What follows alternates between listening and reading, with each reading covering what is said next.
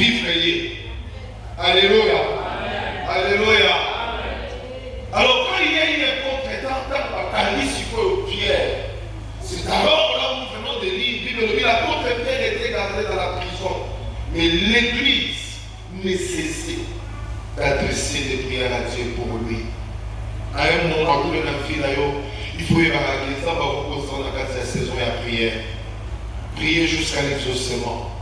Au cas de la prière, pour les répéter.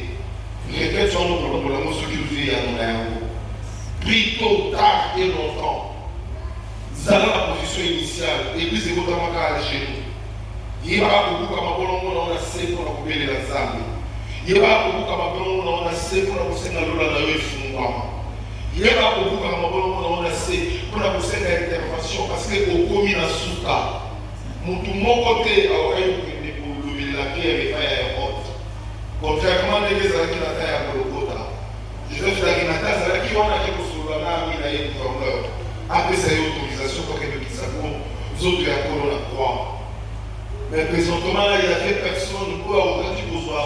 D'abord, pendant tout le temps, on a une chose à audience il y a après un mois. Pendant tout le temps, on a une chose à audience il y a après 14 jours. Par rapport à l'urgence. Donc, quand nous avons vu que la tombe britannique va au sein de sa tombe, va condamner par le maïs. Alors, et l'eau, quoi les acquis d'intervention, et l'eau, quoi les acquis quand la machette, les a posé la tombe. Il y a un peu de paix à l'équipe pour la Bible est mentionnée à l'équipe pour prier. Allah la qui n'a eu. Ma boque est pour Kangama, ma boule est pour Kangama, ma dépouiller la nyonso. Allah n'a eu. À son but, tout la démonage, n'a pas eu. Moi, on va nous être 30 ans à la créer pour l'Anda. T'as le premier qui est pour soutenir la moi, si n'a pas. Et il va l'accueillir. Au jour du bonheur, réjouis-toi et au jour du malheur, réfléchis. Comment on dit ça? Dans un cas, on va dire ici. Alors, nous allons dire que on va dire ça comme ça, on va dire que on va dire. Alléluia. Et ça, mais dans la caméra, c'est la tombe en huit ans. Ça doit comme ça, la position. Tu ne sais pas comment tu vas t'en sortir. Mais gloire soit bâtie à Dieu. Dans le moment où il y a la prison, on a beaucoup de colère, on a chair. Les acquis n'a pas tout à l'heure. J'aimerais dire à quelqu'un, aux gens a besoin d'un soutien à prière. J'aimerais dire à quelqu'un, aux gens a besoin d'un soutien à prière. Et ça, le ballon va pas mettre. On a besoin de soutenir à ma bonne délit. Alléluia. Dans le moment où il y a la liwana, dans la Katia, église, partout. On va y pour canadier. Pour y mettre dans la chaîne de prière. Avec ton cas de prière. Ton cas de prière. Il faut quelque chose de ça là-bas. La porte était gardée dans la prison. Mais l'église nécessite pour la prière. Pas au don de là. Il y a un organisme qui peut être. Il y a un témoin il y a un petit qui a peut-être la première. Il y a un petit qui font là. Les autres ministres les autres ministres Jésus, ça a quelque chose. Alléluia. C'est alors d'être vérifié à prière et salamaki. Nous avons des couilles pour l'occasion de nous de l'eau mardi, dimanche nous allons quitter. Toujours le verset sur les effets de la prière. Comme l'Église était en train de prier, c'est alors qu'il y a l'intervention divine.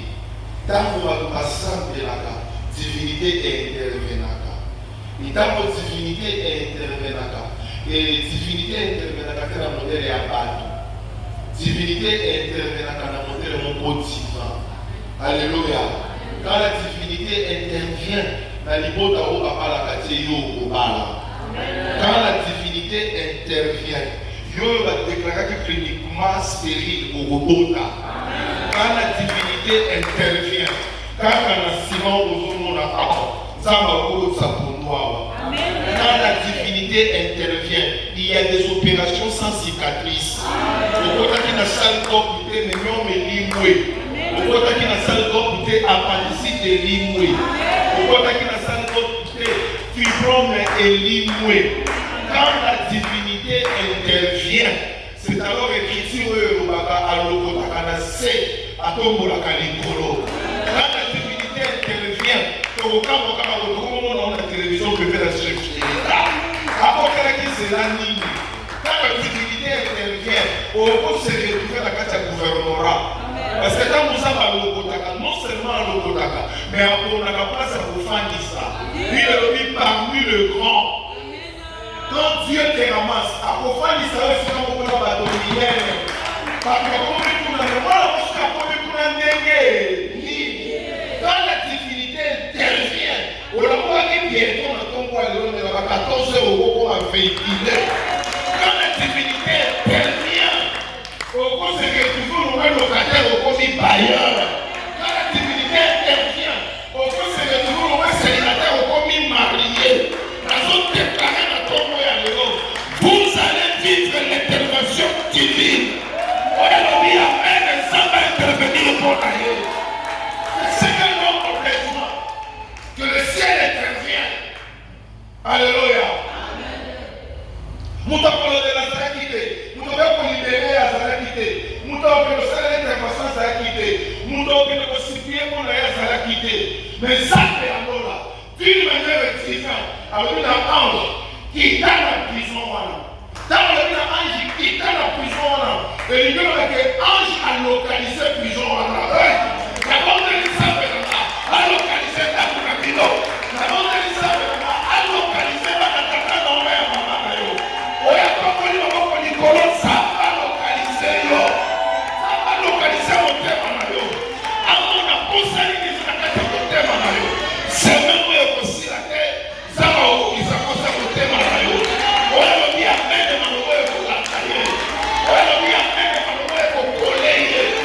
Dieu va s'accomplir. Alléluia. Alléluia. Ange qui est dans n'importe où. Ange a quitté ici la pierre Azalaki. Dans le ténèbre, la case d'obscurité. Parce que lui, et voici, un ange du Seigneur Sylvain. Yoka premier signe. Et une lumière brillant dans la prison. Alléluia. Alléluia. Toute attaque démoniaque, la vie en nous, ton famille, ton église, ça vient dans le ténèbre. Obscurité est beaucoup dans la famille à Miron. Il faut dans mon la clarté. Obscurité est beaucoup dans mon bon dans mon bon ça la clarté. Obscurité est beaucoup dans la relation amoureuse. Et souvent quand on a comme à la mariage. Obscurité est beaucoup dans la bêtise il y a pas dans au foot à nous au sommet un objet classique. Mais pas dans la soirée. Parce que échoué. L'ennemi travaille avec le ténèbre. Voilà pourquoi au commencement, la Bible dit la terre était informe et vide, et les ténèbres couvraient tout l'espace de l'humanité. C'est ça le diable. C'est les ténèbres qui couvraient. Alléluia. Avant Elohim, oh qui éternité, à se manifester Nathan comme créateur. Le Dieu créateur on l'appelle Elohim. Avant Abba quoi que ce soit, il a d'abord déclaré que la lumière, et la lumière vit. Alléluia. Malheureusement,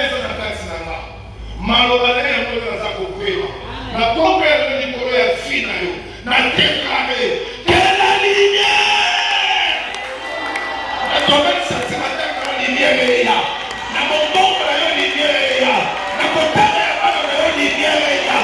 La prochaine lumière est là. Lorsqu'il y a un néo, oui, ça va être là.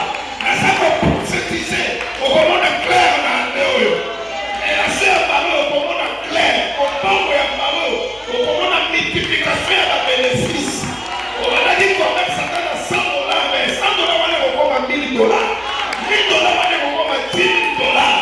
Mon clair au parole.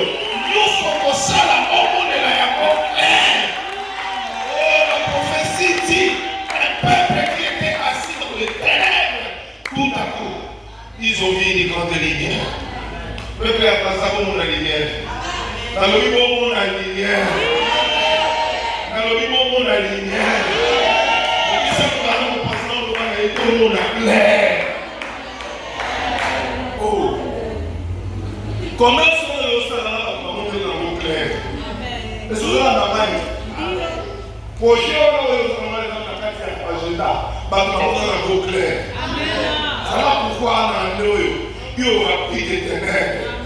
Oh, nous avons un Dieu qui s'appelle la lumière du monde. Ça doit être